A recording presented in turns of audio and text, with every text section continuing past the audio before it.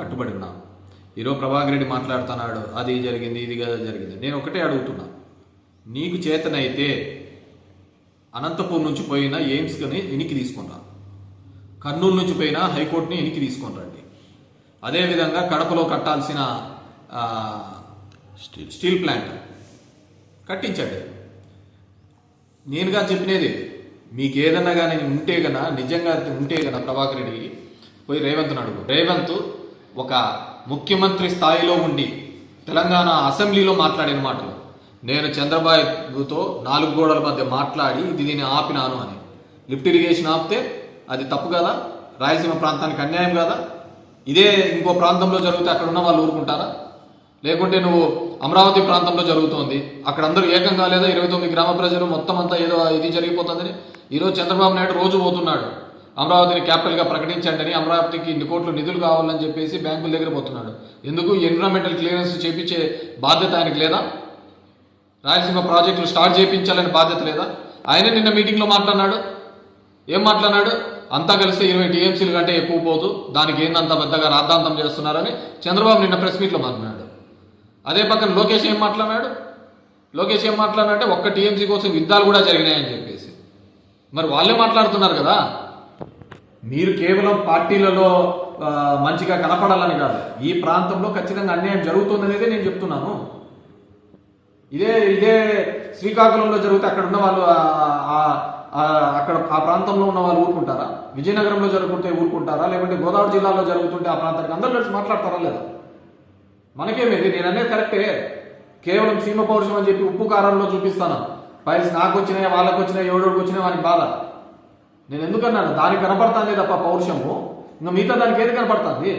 నాకు జరిగే నష్టం కాదు, భవిష్యత్తు తరాల వాళ్ళకి జరిగే నష్టం ఇది. ఈ ప్రాంతంలోంచి మాట్లాడుకోకపోతే అదే ఇబ్బంది. నువ్వు కాకుండా మీ అన్నగానే ఉండినా కానీ యాక్టివ్గా పాలిటిక్స్లో ఉన్న ఖచ్చితంగా దీని గురించి నోరెత్తి మాట్లాడేవాడు. నీకు లేదు, నీకు ఎంతున్నా కానీ ఇంతకుముందు కూడా చూసినాం కదా, ఇదే మాటలు విజయమ్మ గారిని నోటికి వచ్చినట్టు తిట్టినావు. మళ్ళీ విజయమ్మ గారి దగ్గర పోయినావు. ఇప్పుడు నాకు ఆ కుటుంబంతో ఏమీ ఇబ్బంది లేదు అంటున్నావు. అందరి బతుకులు అందరికీ తెలిసినదే. నువ్వు వ్యక్తిగతంగా మాట్లాడుతున్నావు, దట్స్ మై ఫ్యామిలీ, నేను మా భార్య నా పిల్లలు ఎక్కడికి వెళ్ళాలంటే అక్కడికి వెళ్తా అంటాను. నువ్వు నీ కొడుకు వెళ్తుంటారు, మన డ్యాన్స్ ప్రోగ్రామ్ పెట్టారు కదా, డ్యాన్స్ కూడా చేశారు కదా, దాన్ని నేనేమని అంటానా? మా విజ్ఞత అది. చదువుకుంటే వయసు వస్తే సరిపోదు కదా ఏదానికైనా. నువ్వు ఈ తిక్క మాటలతో డీవియేషన్ కాదు, నీకు చేతనైతే చంద్రబాబు నాయుడు గారితో మాట్లాడు, లిఫ్ట్ ఇరిగేషన్ స్టార్ట్ చేపి, ఎన్విరాన్మెంటల్ క్లియరెన్స్ ఇబ్బంది ఉంటే క్లియర్ చేపియండి. ఏమి ఇప్పుడు పోయి చేస్తున్నాడా లేదా? అమరావతి కోసం పడుతున్నారా లేదా తాపత్రయం? మన ప్రాంతంలో ఉండేటివన్నీ పోతున్నాయని నా బాధ. కొత్తగా వచ్చేటది లేదు, ఆల్రెడీ శాంక్షన్ అయినట్టు పోతున్నాయి. దీనికి డెఫినెట్గా మాట్లాడతాం. ఈ వయసులో నేను మాట్లాడుకోకుంటే భవిష్యత్తు తరాలకు ఏం సమాధానం చెప్తాం? గెలుస్తాము, ఓడతాము, అందరి బతుకులు అందరికీ తెలిసినదే, ఎవడెట్లా గెలిచినాడు, ఎవడు బతుకు ఎంత అని చెప్పేసి ప్రపంచం అంతా చూస్తా అంది. ఎవడెట్లా గెలిచినాడు, ఈ రోజు దేశంలో జరుగుతున్న ఎలక్షన్లు ఎలా జరుగుతున్నాయని ప్రపంచం అందరికీ తెలిసినదే కదా. అది ఈవీఎంలో మాయా, ఏ విధంగా మాయా అని అందరికీ తెలుస్తా ఉండేది.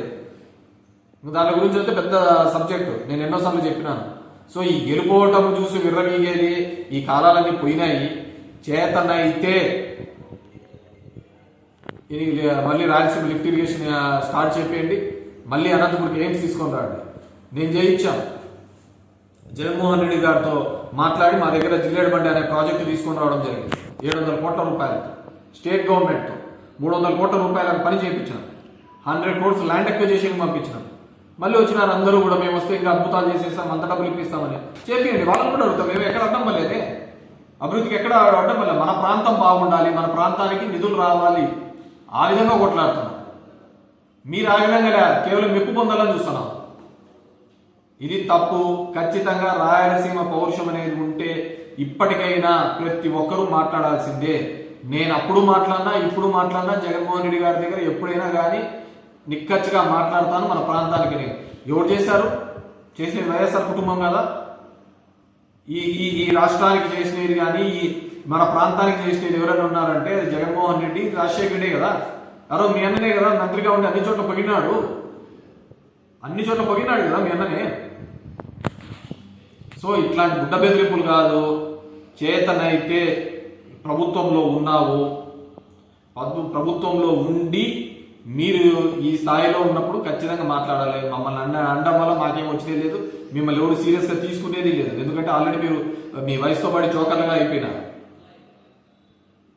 So I request all the public representatives, రాయలసీమలో ఉన్న ప్రజానికానికి, రైతు సంఘం నాయకులు, విద్యార్థులకు అందరికీ ఆలోచించండి. రాజకీయాలు పక్కన పెట్టి ఆలోచించండి. మనకు జరుగుతున్న నష్టం తీరని లోటు. డెఫినెట్గా దాని మీద మీరు ఫైట్ చేయాలా. నేను కాదు, రేవంత్ మాట్లాడినాడు. రేవంత్ మీద ఎగరండి. ఇలాంటివన్నీ బెదిరే కాలాలు పోయినాయి. నన్ను కాదు, ఒకవేళ నన్ను రాయలసీమకు నేను అన్యాయం చేసింటే ఖచ్చితంగా ఒకవేళ ఎవడైనా కానీ నా మీద దాడి చేస్తే దానికేం నేనేం సిద్ధమే. కానీ ఎవడు, అది మీకు కూడా అప్లికబుల్లా? రాయలసీమకు అన్యాయం చేసింటే మీరు కూడా తన్నలు తినడానికి రెడీగా ఉన్నారా? చెప్పండి. మళ్ళీ మీరు కూడా తన్నలు తినడానికి రెడీగా ఉన్నారా అంటున్నాను. రాయలసీమకు అన్యాయం చేసింటే డిబేట్ పెట్టి చెప్పండి. ఎందుకు మీరు ఇక్కడ నుంచి ఎయిమ్స్ ఎందుకు తీసుకోకపోయినారని చెప్పేసి. వెనుకబడిన జిల్లాలో వచ్చినటువంటి ఒక మంచి ఇన్స్టిట్యూట్ ఈరోజు దగ్గర సంవత్సరానికి 1,00,000 మంది చూపించుకుంటున్నారు. ఎందుకు ఇక్కడున్న మెడికల్ కాలేజ్ 80% మెడికల్ కాలేజీలన్నీ వెనుకబడిన ప్రాంతం మన రాయలసీమ ప్రాంతానికి పీపీపీలో పోతున్నాయి. మాట్లాడేవాళ్ళు లేడు.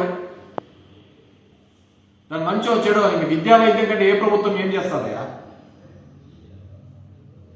సో ఎవరైనా కావచ్చు, నేను ఖచ్చితంగా రాయలసీమలో ఉన్న వాళ్ళు ఎవరికైనా కానీ పౌరుషం ఉంటే మా మీదుగా చూపించాల్సింది. ప్రాజెక్టులు రాలేదని చంద్రబాబు నాయుడు గారిని అడగండి, అంతే.